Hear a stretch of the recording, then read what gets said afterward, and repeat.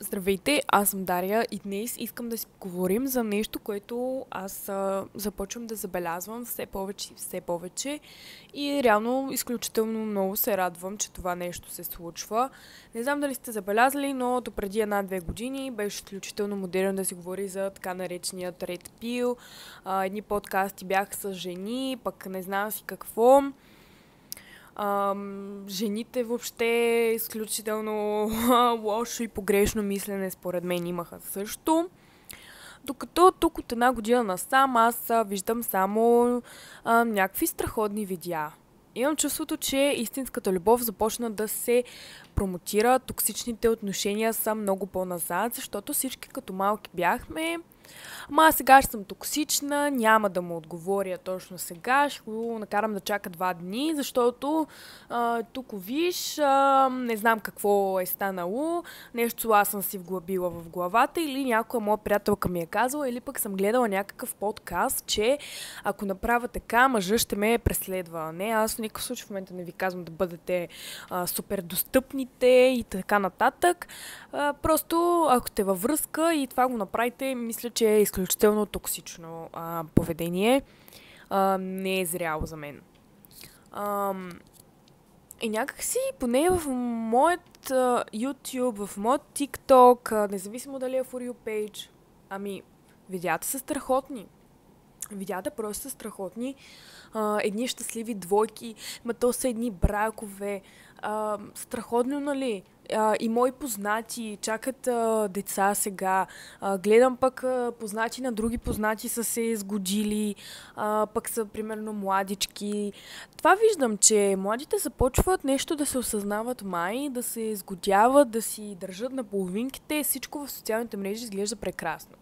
Нали, разбира се, това може да е един фалш, въобще да не е така.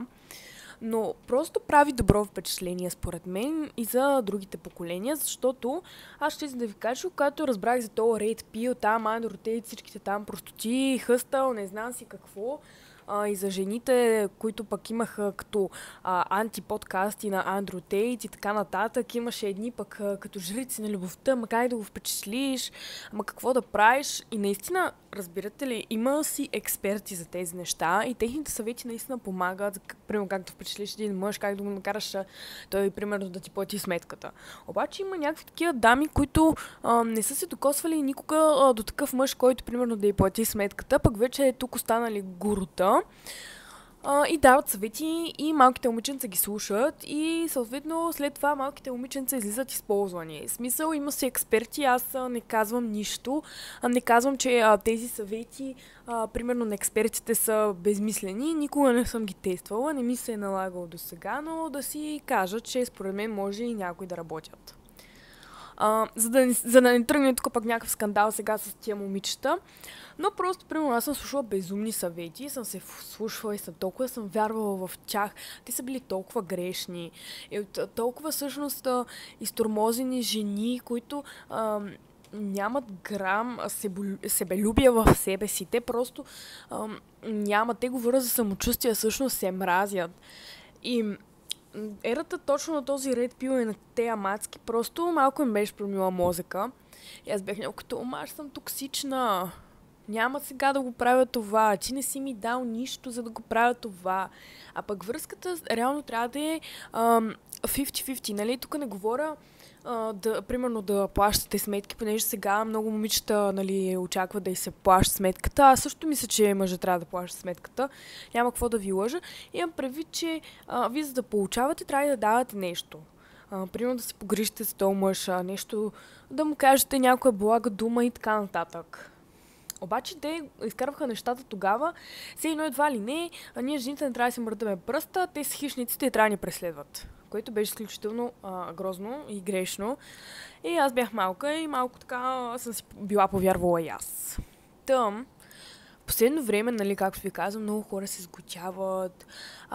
Има подкасти за любовта. Примерно сега сещам за насреща на Неделчина Ния Косара. Да, някои двойки, доколкото разбрах, се разделиха след подкаста. Но това е нещо нормално, разбирате ли? Но причината аз да харесвам този подкаст е, че там много се говори за отношенията като цяло, през какви трудности може да премина една връзка. Когато гледаш този подкаст или по-скоро го слушаш, осъзнаш, че наистина една връзка се гради на компромиси. Това е така. Те говорят за изневерие, дали трябва да се прощава, дали те са прощавали, дали биха. Нали, всеки си има различни възгледи за това нещо, естествено. Дали ще прости изневяра или нещо подобно, дали човек се бил подхлъзнал и дали има смисъл да разваляте вашите прекрасни отношения. Аз не искам в момента точно да говоря за изневерите и примерно за моето мнение за това нещо, защото това не е целта точно на видеото в момента. И този подкаст според мен е много добре, че съществува, нали?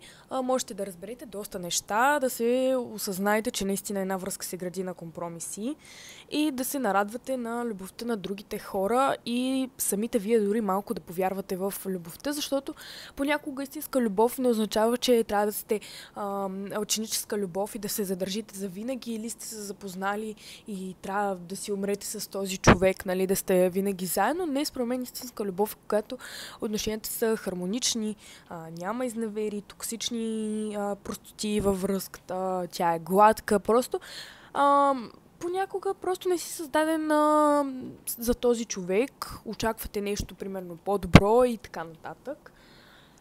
И това изключително много ми харесва, не знам, аз и TikTok, толкова много хора вече, такива чужденци ми излизат да говорят всъщност мъже за истинската любов, а не за този така наречен Red Pill и тия простоти, нали.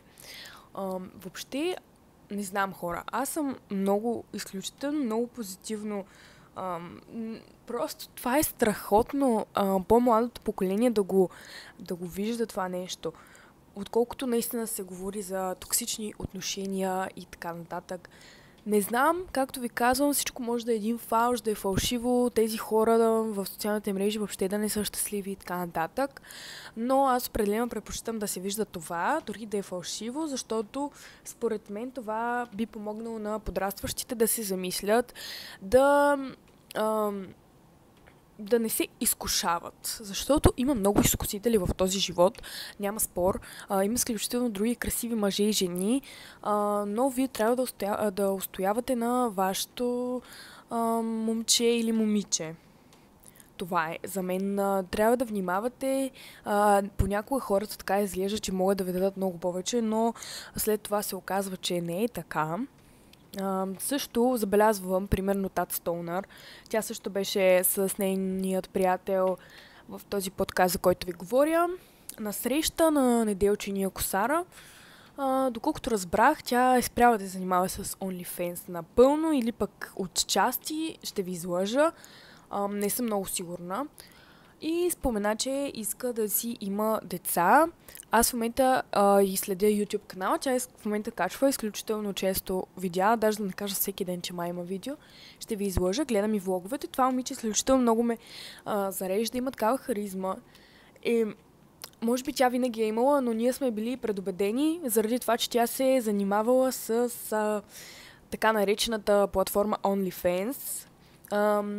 И според мен вътрешно, може би, Стефи малко се съжалява, защото тя много добре знае, че ако реши да създава семейство в България, това ще повлияе по някакъв начин, може би негативен на нейните деца, ако се разчуе с какво тя се е занимавала, освен ако не е свръхнормализирано от обществото вече в България, защото според мен все още не е.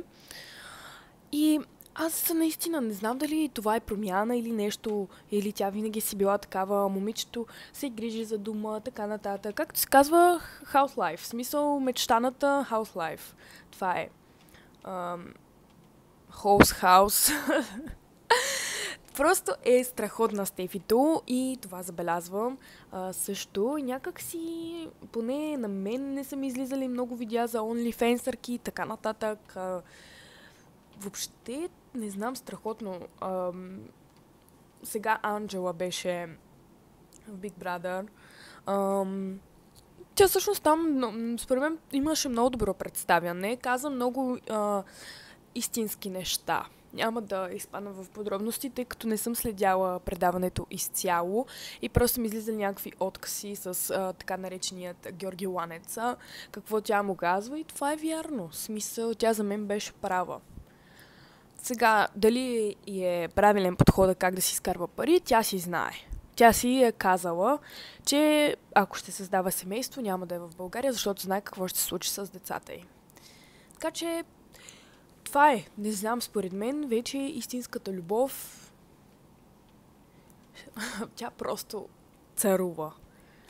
Този рейд пил, токсичността, всичките там простоти, дето ви казах на тези девойки, които дават съвети, а никога не са се докосвали до такъв мъж, просто вече са на заден план, според мен, или просто защото аз много съм се променила и не ми излизат такива неща и наистина явно TikTok и YouTube много ми следят какво търся аз, но наистина аз виждам положителни промени в социалните мрежи. Изключително много се радвам. Пожелавам на всички двойки наистина да си останат заедно или ако ни е писано да няма някакви проблеми, някакви къвги, всичко да приключи така приятелски. И това е. Просто пожелавам и на вас много любов. Не знам наистина това видео дали ще достигне до някой въобще. По принцип искам да стане като дискусия. Защото не мисля да го пускам в Instagram, че имам канал и така нататък. Оставам на вселената да си свърши работата. Просто това е. Чао, до нови срещи, хора!